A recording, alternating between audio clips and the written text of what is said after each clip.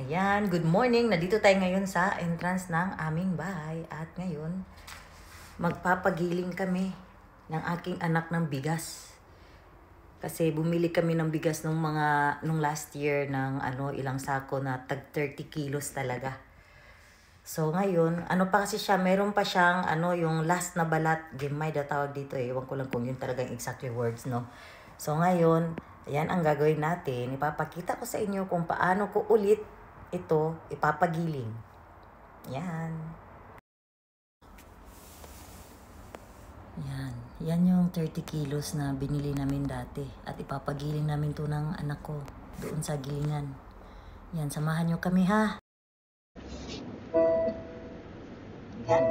Papunta na tayo doon sa gilingan ng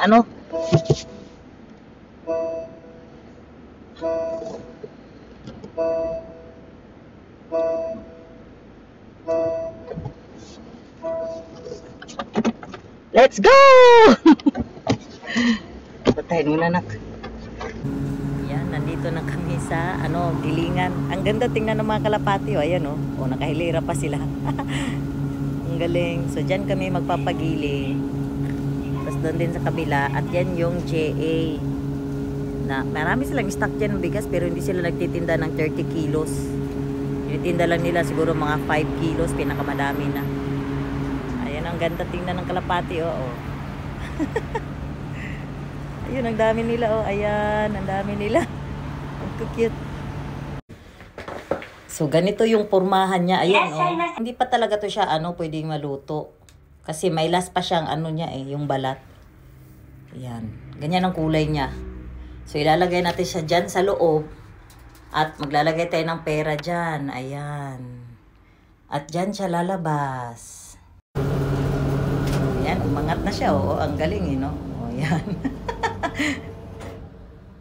Tapos dyan natin ilalagay yung bigas. So, let's go. Yan, natin nak. Buti na lang, nandito yung anak ko Best supportive yan sa vlog ko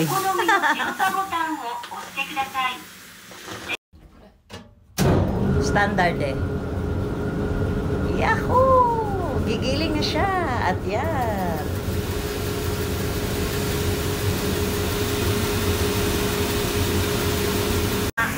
Ito yung pulmahan namin dalawa ng anak ko. Ayan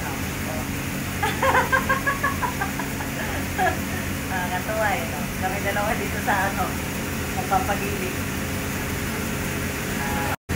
Ang bilis niya